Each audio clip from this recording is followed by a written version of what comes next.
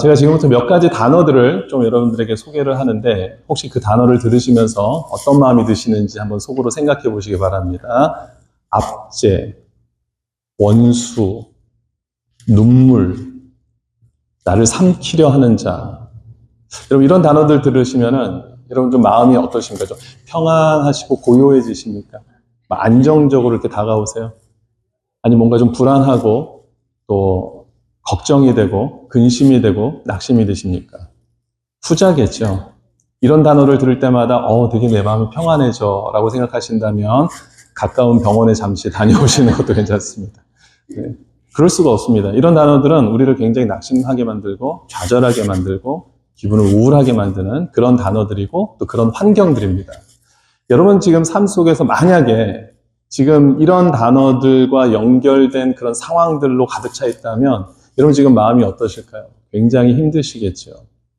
오늘 본문을 보니까 이런 상황에 놓여져 있는 한 사람이 등장을 하는데 바로 다윗입니다. 다윗이 자신의 힘으로는 도무지 어떤 일들을 해결할 수 없는 상황에 놓여져서 그것을 표현하고 있는 그 내용이 오늘 시편 56편에 소개되어져 있습니다. 따라서 오늘 이 시편의 내용을 통해서 여러분들에게도 혹시 이러한 유사한 마음과 심정을 지금 갖고 계신다면 내 힘으로는 도무지 이걸 감당할 수 없다. 너무나 힘들고 억울하고 눈물밖에는 나오지 않는다. 감당할 수 없다라고 하시는 분들이 계신다면 오늘 이 말씀을 잘 한번 들어보시기 바랍니다. 오늘 시편 56편을 보면 여러분들 성경에 보면 여기에 다윗의 믹담시라고 이렇게 표현이 되어 있습니다. 믹담이라는 단어에 대해서는 학자들마다 많은 의견들이 있습니다. 견해들이 있는데 대체적으로 몇 가지로 좀 요약을 해보면 이것이 황금이라는 의미를 가졌다라고 해서 이 시의 내용이 굉장히 보배롭고 존귀하기 때문에 믹담시다라고 그렇게 표현하는 그런 해석이 있습니다. 그리고 또 한 가지는 이 믹담이라는 의미가 매우 신비롭다, 교훈적이다라는 의미를 가지고 있다고 해서 이 믹담시라고 불려졌을 때는 이 시가 굉장히 우리들에게 교훈적이고 그리고 이 저자를 통해서 우리에게 뭔가 신비로운 그런 사실을 알려주고자 하는 그런 의도가 담긴 시다라고 이야기를 합니다. 그러니까 결국은 어떤 견해든지 간에 믹담시가 시편에 한 6개 다윗의 믹담시라고 기록되어 있는 게 나오는데 이 모든 시들을 보면은 굉장히 우리들에게 중요한 메시지, 모든 시들이 다 중요하지만 특별히 다윗의 믹담시라고 되어 있는 부분은 굉장히 정말 황금과도 같은 보배로운 시다라고 그렇게 여러분들 생각하시면 되겠습니다. 자, 그럼 다윗이 지금 어떤 상황에 놓여져 있는가? 여러분 시편 가지신 성경을 보면은 이렇게 되어 있습니다. 다윗이 가드에서 블레셋인에게 잡힌 때 이렇게 되어 있습니다. 그래서 많은 학자들이 이 내용을 가지고 아마 사울 왕을 피해서 다윗이 도망갔던 때에 남긴 시로 그렇게 기억을 하고 있습니다. 여러분 다윗이 지금 어디로 도망을 갔다고 말씀했죠? 블레셋 가드라는 지역으로 도망을 갔습니다. 여러분 블레셋 가드 그러면은 혹시 어떤 인물이 떠오르십니까? 골리앗이 떠올리시죠? 골리앗이 바로 블레셋 가드에서 출생한 고향을 가진 인물이었습니다. 근데 누구에 의해서 죽습니까? 다윗에 의해서 죽잖아요. 다윗이 지금 사울 왕을 피해서 도망을 간다고 가서 머문 곳이 바로 자기가 죽였던 골리앗의 고향인 거죠. 그러니까 오죽하면 다윗이 숨어보려고 피해보려고 자기 나름대로 애쓰고 애써봤는데 피할 곳이 없는 거예요. 사울 왕을 피해가지고 갈 곳이 도무지 없는 겁니다.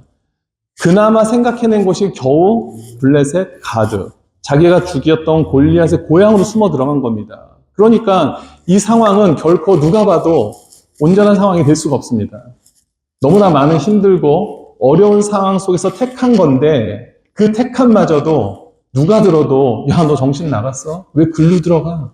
지금 그럴 수밖에 없는 그런 상황에 놓여져 있다는 겁니다. 여러분 혹시 사자성어 중에 전호후랑이라는 단어 들어보셨어요? 전호후랑.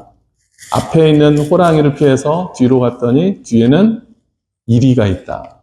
그러니까 어떻게 할 방법이 없다. 이리 도망가도 살 길이 없고 저리 도망가도 살 길이 없는 지금 이 상태에 다윗이 놓여졌다는 겁니다. 자, 이때 다윗이 그러면 어떻게 하느냐?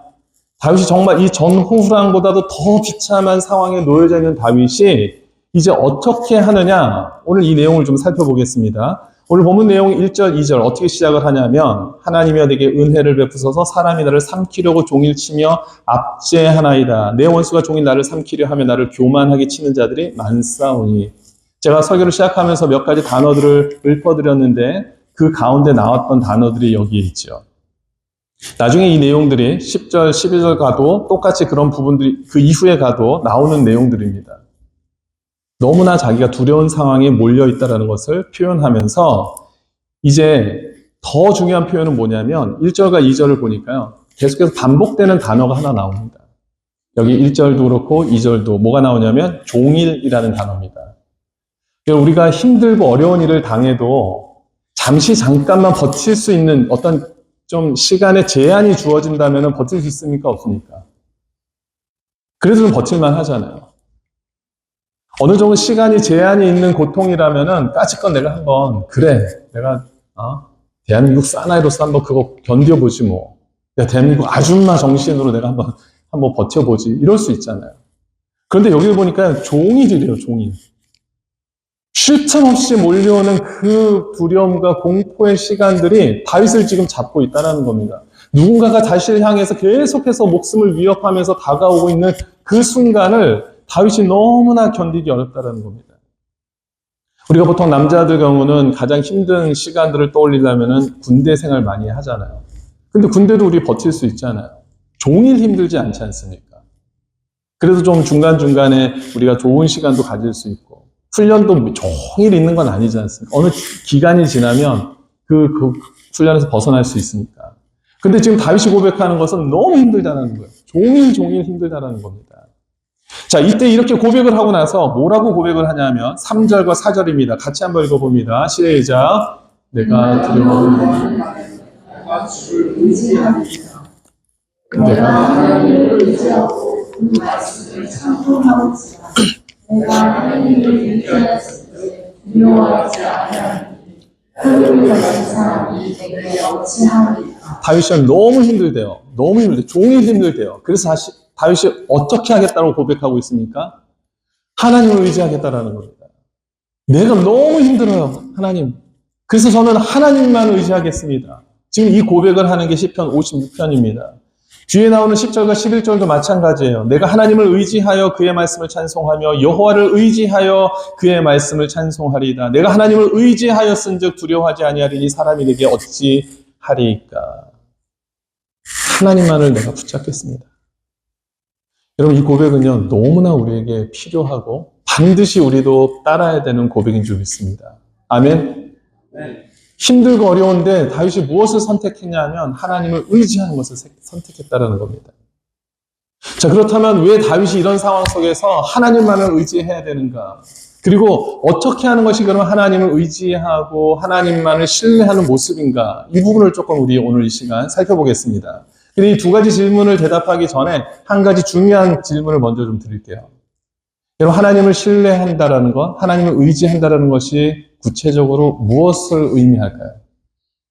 나는 하나님을 신뢰한다. 나는 하나님을 의지한다. 이것을 여러분 어떻게 정의를 내리시겠습니까? 그럼 좀 다시 더 쉬운 질문으로. 여러분은 하나님을 의지하십니까? 저 화를 내는 게 아니고요. 여러분 하나님을 의지하십니까? 부드럽게. 여러분 하나님을 의지하세요?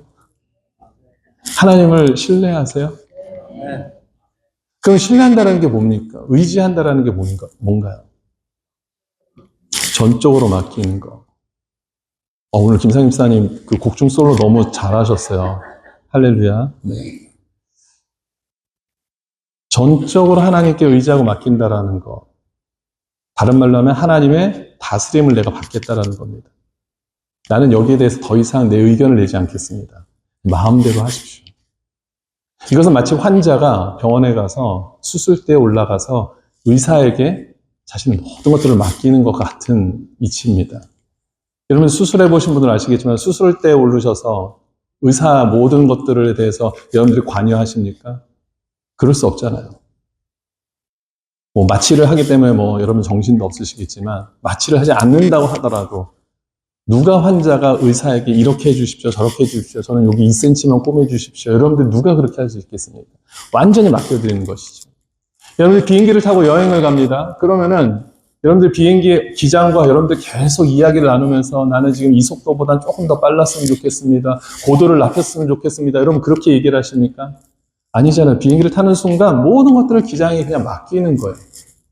그리고 여러분들은 편안하게 비행기에서 스크린을 보시고 주는 음식 먹고 그렇게 그냥 편안하게 가는 겁니다. 그게 궁극적으로 하나님을 의지하고 맡긴다는 의미가 있는 겁니다. 주님께 맡겼으면 여러분들은 그 뒤에 어떤 마음을 가지십니까? 그냥 맡기고 편안하게 간다라는 겁니다. 의사에게 내 몸을 수술대에 올려서 맡기는 것처럼 마치 비행기를 탄 여행객이 기장에게 모든 항공의 운항에 관계된 모든 것들을 전적으로 맡겨서 나는 그 뒤로부터 난 신경 안 써.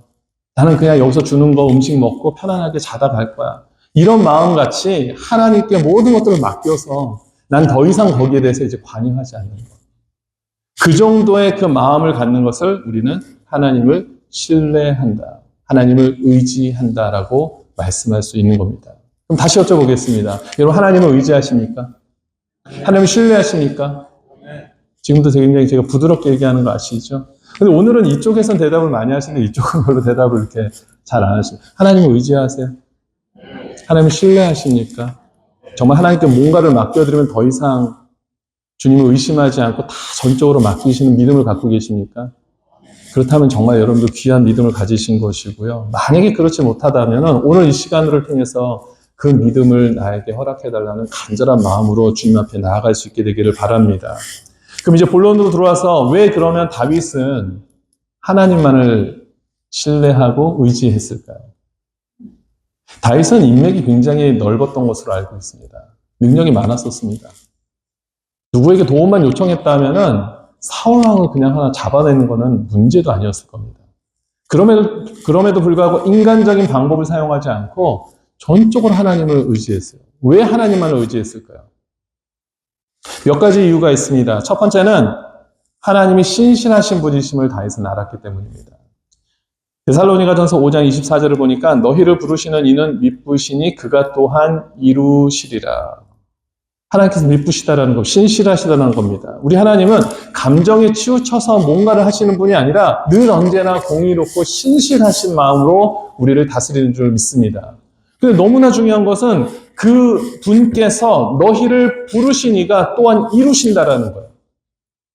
우리를 부르셨으면 하나님께서 마지막까지 우리를 책임지신다라는 겁니다. 그것이 하나님의 신실함이죠. 다윗은 그것을 알았어요. 아, 나를 부르신 이는 끝까지 책임지시는구나. 하나님께서 나를 자녀 삼아주셨고 나에게 하나님께서 많은 일들을 맡겨주셨으니까 구원의 백성으로 나를 삼아주셨으니까 나를 마침내 끝까지 책임지시겠구나. 이것을 다윗은 믿었기 때문입니다. 그래서 그 상황 속에서도 하나님만을 찾는 거죠. 사람들은 서로 간에 많이 믿음을 이야기하고 서로 신뢰를 쌓고 하지만 그게 어느 순간에 한순간에 완전히 무너져 버린 적 있지 않습니까? 우리 믿는 독재에 뭐가 지킨다고요? 발등 지킨다. 이민 생활 속에서 가장 한국 사람을 괴롭히는 민족이 어딥니까? 솔직히 그렇잖아요. 한국 분들이 한국 분들을 가장 많이 힘들게 하잖아요. 그런 경우 많지 않습니까? 미국 사람들은 한국 사람을 힘들게 하기가 어려운 게 말이 안 통해가지고 그 사람들이 아마 속 터져서 안 될 거예요. 보면은 제가 이렇게 성도님들 보면은 한국 사람들을 사기치는 사람들의 거의 대부분이 한국 사람들이 많아요. 우리 주위에 있는 사람들을 믿고 따랐는데 그렇게 배신당한 경우가 얼마나 많습니까? 사람은 신뢰의 대상이 절대 될 수가 없죠. 그런데 하나님은 결코 우리를 버리지 않으시는 하나님이심을 믿기 때문에 다윗이 그렇게 하나님만을 신뢰한 줄 믿습니다. 또 하나님은 힘이시고 능력이시기 때문에 다윗은 하나님만을 의지했습니다. 이사야서 30장 45절을 보니까 주 여호와 이스라엘의 거룩하신 이가 이같이 말씀하시되 너희가 돌이켜 조용히 있어야 구원을 얻을 것이요 잠잠하고 신뢰하여야 힘을 얻을 것이거늘. 어떻게 해야지만 힘을 얻을 수 있습니까? 우리가 하나님을 신뢰하면 하나님께서 힘을 부어주신다는 겁니다. 내가 힘을 키워가는 것이 아니라 하나님의 힘을 우리에게 부어주신다. 그러니까 모든 문제의 해결책은 어디에 있다는 겁니까? 하나님께 있다는 거. 다윗은 그걸 너무나 잘 알았었어요. 골리앗을 물리칠 때도 마찬가지고 맹수들과 싸울 때도 마찬가지였고 다윗은 그거 하나밖에 없었습니다. 야, 나는 하나님을 믿는 자잖아.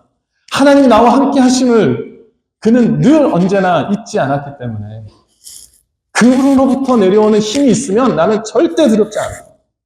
너가 아무리 어떤 무기를 가지고 나를 대적하고 온다 할지라도 나 두렵지 않아. 왜? 나는 하나님이 함께 하시니까. 다윗은 그것을 분명히 알았습니다. 하나만 더 말씀드리면 다윗은 변함없으신 하나님을 알았어요. 히브리서 13장 8절에 보니까 예수 그리스도는 어제나 오늘이나 영원토록 어떻게 하시다고요? 동일하시다라는 겁니다. 우리는 어제의 모습과 오늘의 모습이 다를 수 있죠. 10년 전의 모습과 내 모습이 달라질 수 있지 않습니까? 오랜만에 친구들을 만나면 오늘 왜 이렇게 달라졌어? 왜 이렇게 변했어? 외모로 보여지는 것뿐만 아니라 어떤 삶의 그런 모습들이 많이 달라지는 경우들이 많잖아요. 좋게 변했다면 너무 다행한 일이지만 그렇지 않은 경우들도 많이 있죠. 근데 우리 하나님은 언제나 동일하시다는 겁니다. 다윗은 이것을 알았어요. 저 여러분들도 우리 하나님, 미쁘신 하나님, 신실하신 하나님을 늘 언제나 잊지 않게 되기를 주님 이름으로 축원드립니다. 우리 하나님 변하지 않으시는 하나님이신 줄 믿으시기 바랍니다. 우리 하나님 그 자체가 힘이시고 능력이심을 믿으시기 바랍니다. 우리가 이것만 잊지 않는다면은 우리는 언제나 어떤 일이 닥칠 때라도 하나님을 의지하고 붙잡을 수 있는 겁니다. 낙심과 절망에 빠지는 것이 아니라 다윗처럼 그럼에도 불구하고 종일토록 내가 힘들고 어렵지만 내가 주님을 붙잡습니다. 주님만을 의지합니다. 주님만은 나아갑니다. 라고 고백할 수 있게 되는 줄 믿습니다. 자, 그렇다면 이제 실질적인 말씀을 좀 나눌게요. 그럼 어떻게 해야지 저와 여러분들이 하나님만을 전적으로 신뢰할 수 있는가? 오늘 이 부분들을 좀 살펴보겠습니다. 9절 말씀입니다. 9절 말씀 같이 한번 읽어볼게요. 오늘 본문 9절 시작. 내가 아는 나에게 원수들이 물어가니 이것으로 하늘이 내 편이심을 내가 아나이다. 자, 다윗이 지금 하나님을 어떻게 인식하고 있습니까? 하나님을 지금 어떻게 고백하고 있죠?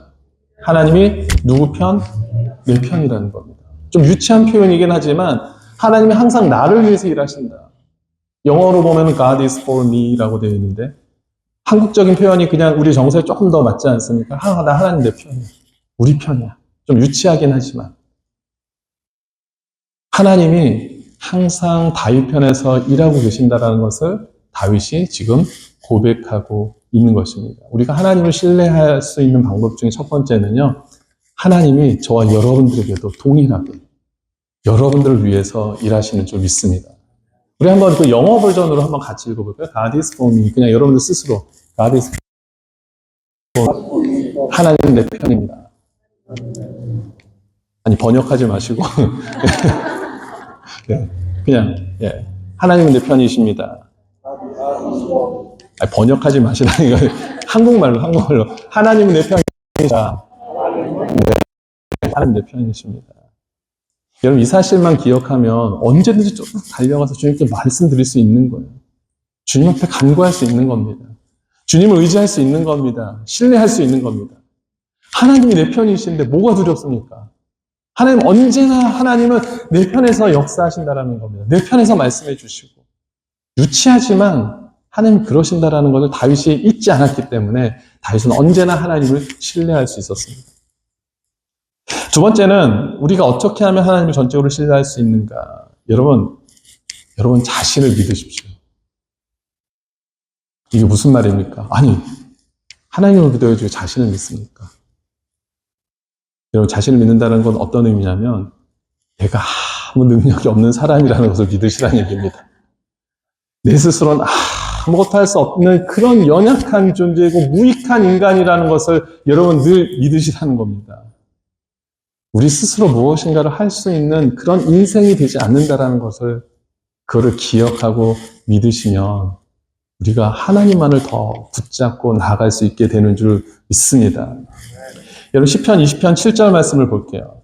세상 사람들은 경거, 말, 어떤 보여지는 어떤 힘과 권세 이것들을 붙잡으려고 한다는 거예요. 그런데 여기 보니까 어떤 사람은 병거, 어떤 사람은 말을 의지하나 우리는 여호와 우리 하나님의 이름을 자랑하리로다. 성도는 달라야 합니다. 성도가 세상 사람들하고 똑같다면 성도라고 불려질 수가 없잖아요. 여러분 성도 맞으십니까? 네. 성도 맞으십니까? 그럼 성도는 세상과 달라야 되잖아요. 구분이 돼야 되지 않습니까? 그건 너무나 당연하죠. 근데 세상은 보여지는 힘과 권세를 붙잡으려고 한다는 거죠. 근데 성경은 성도는 어때야 된다고요? 하나님의 이름을 자랑하고 하나님 말씀만을 붙잡는 삶을 가리켜서 성도라고 말한다는 겁니다. 성도는 분명히 세상과 달라야 돼요. 그래서 하나님, 나의 인간의 힘은 무능력하다. 그러나 우리 하나님은 완전하시고 능력의 하나님이시다는 것을 인정하며 나아간다는 것입니다. 여러분, 인류의 최초의 죄가 뭐였죠? 아담과 하와죠. 제가 몇 주 전에 설교 때 아담을 다윗으로 표현했다 그래서 굉장히 많은 성도님들의 항의가 막 들어왔습니다. 아담과 하와 맞죠? 아담과 하와의 죄로 인해서 인류의 최초의 죄가 시작이 됐는데 최초의 죄의 시작의 기원이 뭐였습니까? 나도 하나님처럼 되겠다라는 거잖아요. 그러니까 하나님은 이제 상관없는 삶을 내가 스스로 찾아내겠다. 이제 하나님 필요 없습니다. 왜? 내가 하나님처럼 되면 되니까. 그게 결국은 죄의 시초가 됐다라는 겁니다. 하나님 없는 모든 것들은요, 다 죄로 이어지는 줄 믿으시기 바랍니다. 하나님 없이도 뭔가를 하겠다라는 그 마음 자체가 죄입니다. 하나님께 구하지 않고, 의뢰하지 않고, 의지하지 않고, 신뢰하지 않는 그 자체가 죄라는 겁니다. 뭔가 우리가 막 악한 일을 해서 죄가 아니라, 하나님 없이도 나는 할 수 있어. 하나님 방법으로 안 해도 나는 할 수 있어. 라고 생각하는 그 자체가 죄인 줄 믿으시기 바랍니다. 우리는 무능력하지만 하나님은 하실 수 있다. 오늘 본문 11절을 보니까 내가 하나님을 의지하였은즉 두려워하지 아니하리니 사람이 내게 어찌하리이까. 다윗은 너무나 이것을 알았어요. 인생은 아무것도 아니다. 우리를 힘들게 하고 어렵게 하는 그 대적들의 실체는 별거 아닙니다. 여러분들을 지금 낙심케 하고 어렵게 만들고 실족하게 만드는 그 실체들은 사실 하나님의 능력 안에서는 아무것도 아님을 믿으시기 바랍니다. 아무것도 아니에요. 아무것도 아니에요. 정말 그렇습니다. 여러분 지금 마음을 짓누르는 것, 억누르는 것, 여러분 마음을 완전히 지금 뺏어놓는 그 모든 것들의 실체는 아무것도 아니에요. 하나님의 능력 앞에서 아무것도 아닌 것을 여러분 믿으시기 바랍니다. 주님이 계속해서 그걸 말씀하시는 거예요. 아무리 인간의 인류가 발전하고 과학이 발전하고 문명이 발전한다 하더라도요. 안 되는 건 안 되는 겁니다. 홍수가 나고 가뭄이 들고 인간이 어떻게 이걸 해결합니까? 안 되잖아요. 안 됩니다. 안 되는 건 안 되는 거예요. 하나님만이 하실 수 있는 부분들이 있습니다. 인간의 기술력이 많은 것들을 우리를 편리하게 한 건 있지만 하나님이 하실 모든 일을 인간이 할 수 없다라는 겁니다. 그 사실을 우리가 기억하고 인정하라는 겁니다. 그리고 한 가지 더 말씀드릴게요. 신뢰가 이해를 바탕으로 하는 것이 아니라 순종을 바탕으로 한다는 것을 우리가 기억할 때 우리는 하나님을 신뢰할 수 있습니다. 많은 사람들 중에 하나님을 신뢰하지 못하는 많은 이유들 중에 하나가 이해가 안 돼서 그런 거예요. 난 이해가 안 돼서 하나님을 신뢰할 수 없어요. 하나님 하시는 일을 난 도무지 이해할 수가 없습니다. 어떻게 하나님 이럴 수가 있습니까? 난 이해할 수가 없습니다. 신뢰는 이해를 바탕으로 되는 것이 아닙니다. 순종을 바탕으로 해서 이루어지는 것이죠. 하나님 아브라함을 불렀습니다. 아브라함에게 너 이 고향 땅을 떠나서 아비 집을 떠나서 나가. 그랬을 때 아브라함이 이해가 됩니까? 이해가 안 되죠. 하지만 순종을 했어요. 순종을 하는 것이 바로 신뢰의 첫 스타트입니다. 이해가 아닙니다. 하나님을 신뢰하는 것은 이해로 이루어지지 않습니다. 절대로 이해를 통해서 이루어지지 않습니다. 그것은 믿음이 아니죠. 이해가 돼서 내가 무엇인가를 한다. 그럴 때는 믿음으로 가는 것이 아니죠. 하나님을 신뢰하는 방법은요, 이해를 바탕으로 되는 것이 아니라 전적인 순종으로부터 시작된다는 사실을 믿으시기 바랍니다. 성경의 모든 그런 믿음을 보여줬던 사람들의 모습들이 그랬습니다. 우리 지난 목요일 기찬밥 때 오신 분들은 아시겠지만, 우리 최원봉 목사님, 중국 북경에서 섬기시는 최원봉 목사님께서 이런 표현을 하셨어요. 거기 중국의 그 상황, 기독교 상황을 보니까 너무나 힘든 거예요. 저도 이번에 들어보니까.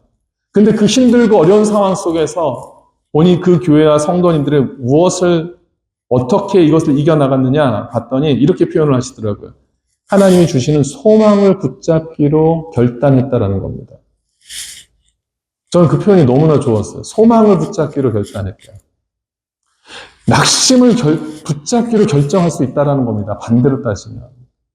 우리가 어떤 상황 속에서 누구는 소망을 붙잡고 누구는 낙심을 붙잡고 우리가 어떤 자세로 나아가느냐에 따라서 달라질 수 있다는 겁니다. 여러분 힘들고 어렵지만 낙심하는 사람이 있고요. 소망으로 붙잡고 나가는 사람이 있습니다. 여러분 무엇을 택하시겠습니까? 그것은 전적으로 저와 여러분들의 선택이라는 겁니다. 여러분들이 하나님의 우리를 향하신 뜻을 기대하시고 소망을 붙잡을 수 있게 되기를 주님 이름으로 축원드립니다. 마지막으로 하나 더 말씀드릴게요. 우리가 정말 하나님을 전적으로 신뢰하기 위해서는 어떻게 해야 되느냐? 우리의 시선을 하나님께 고정해야 된다는 겁니다. 고난의 시간이 다가올수록 사실은 하나님이 더 가까이 느껴질 수가 있어요. 그렇지 않나요? 우리가 사실은 하나님을 멀리하는 게 힘들어서만 멀리하는 것은 아니더라고요. 오히려 잘 될 때 멀리하는 사람들이 훨씬 더 많습니다. 잘 될 때 하나님을 찾지 않으려고 해요. 어느 순간부터. 하나님 잘 되게 해주세요 그러다가도 막상 잘 되면 하나님을 잘 찾지 않는 경우들이 참 많이 있습니다. 근데 오히려 고난과 고통의 시간으로 들어가는 순간, 어둠의 시간으로 들어가는 순간, 야, 난 진짜 아무것도 할 수 없구나. 하나님만을 붙잡아야겠다. 염치불구하고 나는 하나님만을 찾아야겠구나. 그때 비로소 하나님의 역사가 시작되는 줄 믿습니다. 여러분, 우리가 잘 아는 시선이란 찬양 있죠. 내게로부터 눈을 들어 주를 보기 시작할 때 주의 일을 보겠네. 내 작은 마음 돌이키사 하늘에 꿈꾸게 하네. 주님을 볼 때. 난 여기서만 하면 자꾸 음이 틀리고 막 박자랑 리듬도 틀리고 왜 이런지 모르겠네요. 집에서는 잘 됐는데. 우리가 하나님을 보기 시작할 때 하나님의 역사를 경험하게 되는 줄 믿습니다.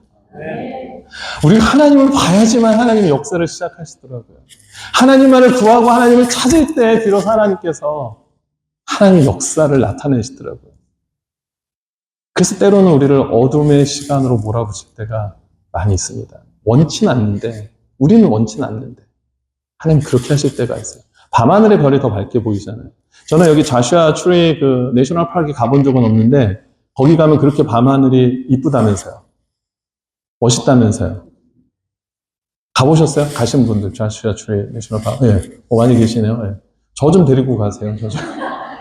혼자만 다니지 마시고 저 좀 데리고 가세요. 예. 자슈아 트리 내셔널 파크. 이렇게 얘기했으니까 이제 귀 있는 자는 들을지어다.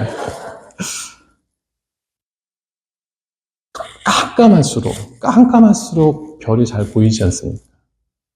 우리 인생 가운데 어둠의 시간이 오면 하나님이 그렇게 잘 보일 수가 없어요. 하나님만을 볼 수밖에 없어요. 다른 거 안 보이더라고요. 하나님만 보는 거. 그게 은혜인 줄 믿으시기 바랍니다. 시편 16편 2절에 보니까요. 내가 여호와께 아뢰되 주는 나의 주님이시오니 주밖에는 나의 복이 없다 하였나이다. 주 밖에는 나의 복이 없다 하였나이다. 주 밖에는 나의 복이 없다. 아멘 할 때까지 제가 할까요? 주 밖에는 나의 복이 없다. 여러분들도 한번 고백했으면 좋겠습니다. 다 같이 시작. 주 밖에는 나의 복이 없다. 여러분 이 믿음을 가지고 나아가는 자들이 결국은 하나님의 역사를 보게 되는 줄 믿습니다. 그렇게 될 때 우리의 귀에, 우리의 들리는 소리들, 우리 눈에 보이는 것들, 내 감정에 찾아오는, 물밑을 찾아오는 두려움의 마음들, 그 모든 것들이 다 물러나게 되는 줄 믿습니다. 시편 112편 7절에 보니까 그는 흉한 소문을 두려워하지 아니하니요 여호와를 의뢰하고 그의 마음을 굳게 정하였도다.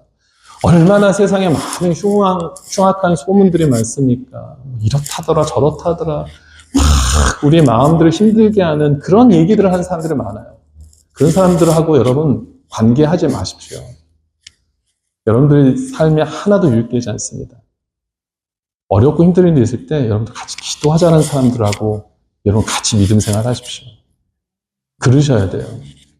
자꾸만 이런 말 저런 말 하는 사람, 말 돌리는 사람들하고 여러분 같이 어울리지 마시고 기도를 통해서 이겨나갈 사람들하고 같이 함께 믿음 생활을 하십시오. 기도밖에는 없습니다. 여호와 외에는 우리를 이 모든 어둠에서 이끌어 주실 분이 없다는 사실을 우리가 여러분들 믿는다면 어떤 상황 속에서도 하나님을 의뢰할 수밖에 없게 되는 줄 믿습니다. 여러분, 이런 삶을 잘 살았던 성경성 인물 대표적으로 누가 있겠습니까? 예수님이죠.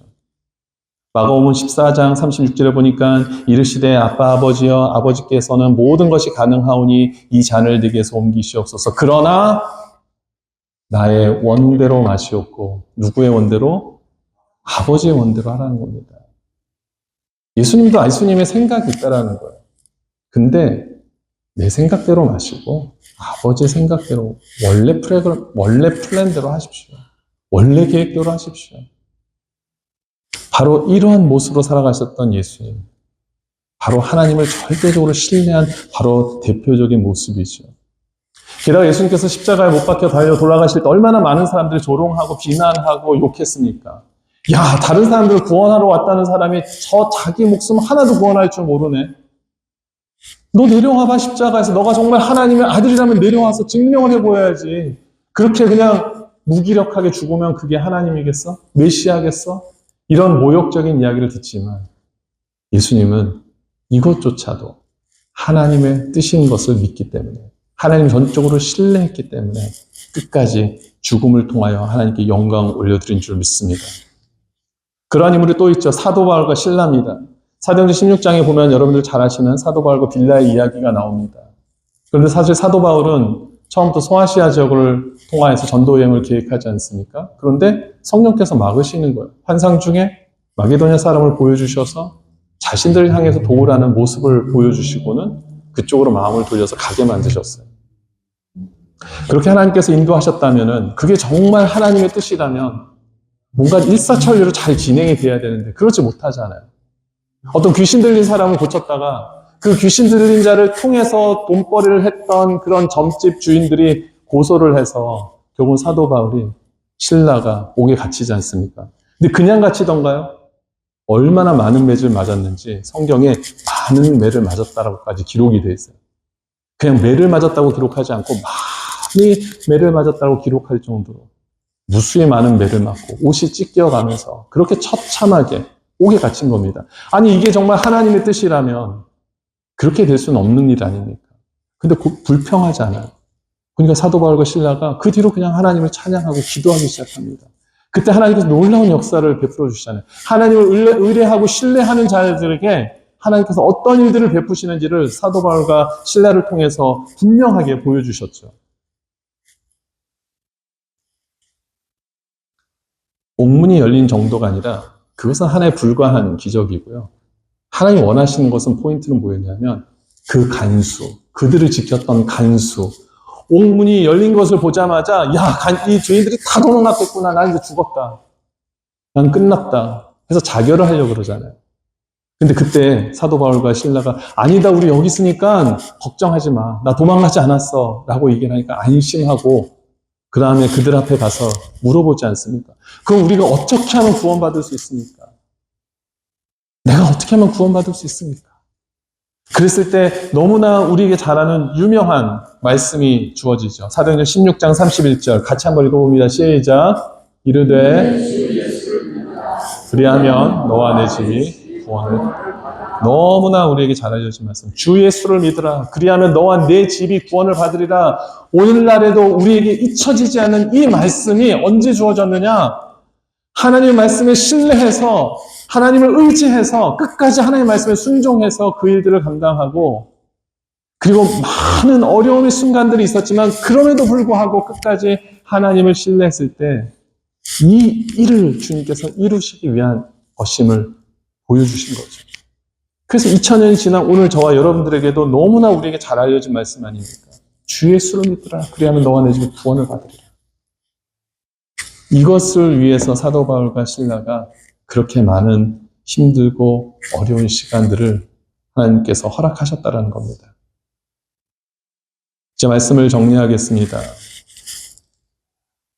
여러분 병원을 가면 이렇게 진료를 하기 전에 이렇게 웨이팅룸으로 우리를 좀 인도하잖아요.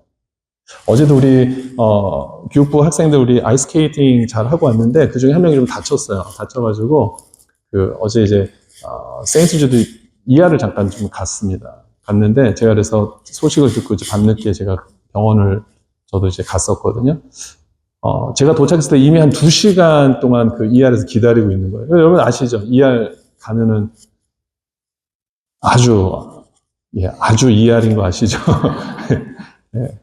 ER이라고 바로 해주는 게 아니더라고요. 몇 시간, 한 3, 4시간 기다리는 거는 일반, 보통이죠. 그 친구도 한 2시간을 기다려서 제가 갔을 때도 1시간 기다렸는데도 못 들어가고 있었습니다. 근데 기다리는 장소가 있어요. 근데 그 기다리는 장소, 웨이팅 룸이라고 할 수도 있고, 웨이팅 타임이 우리에게 주어지더라고요. 그리고 진료를 또 받아요. 그럼 바로 또 결과가 나오지 않죠. 또 기다리게 합니다. 그 기다리는 시간이 사실 좀 쉽지 않아요. 의사를 빨리 만나고 싶어요. 그리고 검사 결과가 나오면 또 빨리 그 결과를 알고 싶어요.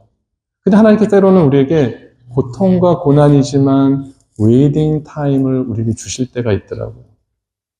그때 우리가 어떤 반응을 해야 되는가? 여러분 무엇을 해야 됩니까? 하나님을 신뢰해야 됩니다.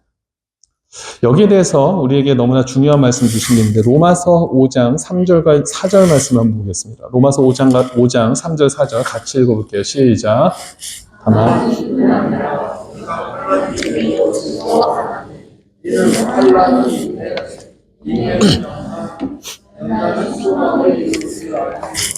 환난은 인내를, 인내는 연단을, 연단은 소망을 이룬 줄 알미라. 이거는 우리가 좀 이해가 될 수 있습니다. 그런데 환난 중에도 즐거워한다. 여러분은 이게 가능하십니까? 잘 되세요?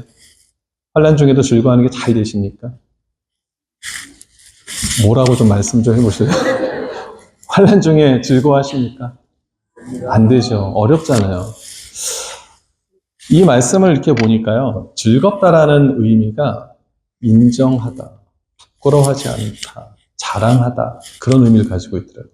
그냥 우리끼리 하하호호 웃으면서 즐거워하는 그런 의미가 아니라 인정하고 부끄러워하지 않고 자랑한다. 무엇을요? 내가 믿음 생활 잘하는 가운데서도 당하는 환난, 내가 하나님을 믿는데도 불구하고 내가 처한 모든 어려운 상황들, 예수님께서 하나님의 아들이고 구세주로 오셨다고 했는데도 불구하고 십자가에 처참하게 달려나가시는 모습을 보면서 사람들이 많이 부롱하고 비난하고 비웃고 하지만 그럼에도 불구하고 예수님은 그 시간을 즐기셨다는 겁니다. 왜요? 인정한 거거든요. 자랑하는 거거든요. 나 지금 여전히 나는 하나님과 함께하고 있어요. 난 여전히 너네들이 봤을 때는 내가 정말 별거 아닌 것처럼 보이고 지금 굉장히 내 인생 가운데 잔혹하고 처참한 것처럼 보이지만 나 하나님이 함께하고 있어. 그거를 지금 자랑한다는 거예요. 환난 중에도 세상 사람들은 어떻게 볼지 모르지만 나는 여전히 하나님과 함께하고 있다는 것을 증거하고 자랑하고 인정하고 그것을 내가 부끄러워하지 않겠다라고 얘기하는 고백이 바로 로마서 5장 3절 4절에서 사도 바울이 우리가 환난 중에도 즐거워한다라는 고백인 줄 믿습니다. 저는 여러분들의 이런 고백이 있게 되기를 소원합니다. 환난 중에도 나는 즐거워할 수 있다. 왜? 하나님이 나와 함께 하시기 때문에. 그렇게 하나님이 함께 하셨을 때 결과가 뭡니까? 로마서 8장 28절에 보니까 우리가 알거니와 하나님을 사랑하는 자 곧 그의 뜻대로 부르심을 입은 자들에게는 모든 것이 합력하여 선을 이루느니라. 아멘. 하나님께서 마침내 이렇게 역사하실 것을 나는 믿기 때문에 지금 너희들의 눈에는 당장 내가 굉장히 초췌해 보이고 처참해 보이고 비참해 보이고 불쌍해 보일지 모르지만 나는 아니야. 난 지금 환난 중에도 난 즐거워할 수 있어. 왜? 하나님이 함께 하시니. 하나님 반드시 마침내 합력해서 모든 일을 선을 이루게 하실 것을 난 믿으니까. 이 고백을 사도 바울이 하고 있습니다. 여러분 지금 웨이팅룸에 갇혀 계신 분들이 계십니까? 어떤 웨이팅 타임에 계신 분들이 계십니까? 하나님을 신뢰하십시오. 하나님을 신뢰하시면 하나님께서 하나님의 방법으로 마침내 모든 것을 합력해서 선을 이루게 하실 줄 믿습니다. 이런 마지막으로 화면 하나만 보여드릴게요. 우리 여러분도 잘 알고 계시는 미국 돈이죠. 여기 미국 돈을 보니까 In God We Trust 이 단어들이 항상 써 있더라고요. 여러분들은 캐시 없으셔서 잘 모르시나요? 네. 지금 In God We Trust. 여러분 미국이 세워진 이유가 그거잖아요. 종교의 자유, 신앙의 자유. 그러니까 종교의 자유가 아니라 어떻게 표현할지 모르겠지만 정말 제대로 된 내가 신앙을 믿음 생활을 하겠다. 이런 마음을 가지고 미국을 개척한 것 아닙니까? 그러면서 그 후손들이 계속해서 그 정신을 이어받기 위해서 저렇게 지폐에다가 In God we trust 이 문구를 새기면서 그걸 기억하면서 살아가는 것을 보게 됐습니다. 근데 지금 미국이 어떻습니까? 많은 것들이 무너지죠. 오히려 반기독교 정서로 많은 것들이 지금 무너지고 있지 않습니까? 여러분 다시 In God we trust 이 믿음이 회복될 수 있게 되기를 여러분 같이 기도해 주시기 바랍니다. 그리고 여러분의 삶 속에서도 다시 여러분들이 In God we trust 정말 하나님을 전적으로 나는 신뢰하겠습니다. 다시 내가 하나님을 한번 붙잡겠습니다. 세상도 잡아보고 하나님도 잡고 이렇게 살아가고 있는데 하나님 이젠 제가 결단하겠습니다. 이거 완전히 뿌리쳐버리겠습니다. 나 오직 하나님만 붙잡고 나가겠습니다. 여러분 오늘 이런 결단과 결심과 우리의 마음을 주님께 드리는 그런 은혜가 있게 되기를 주님 이름으로 축원드립니다. 아멘.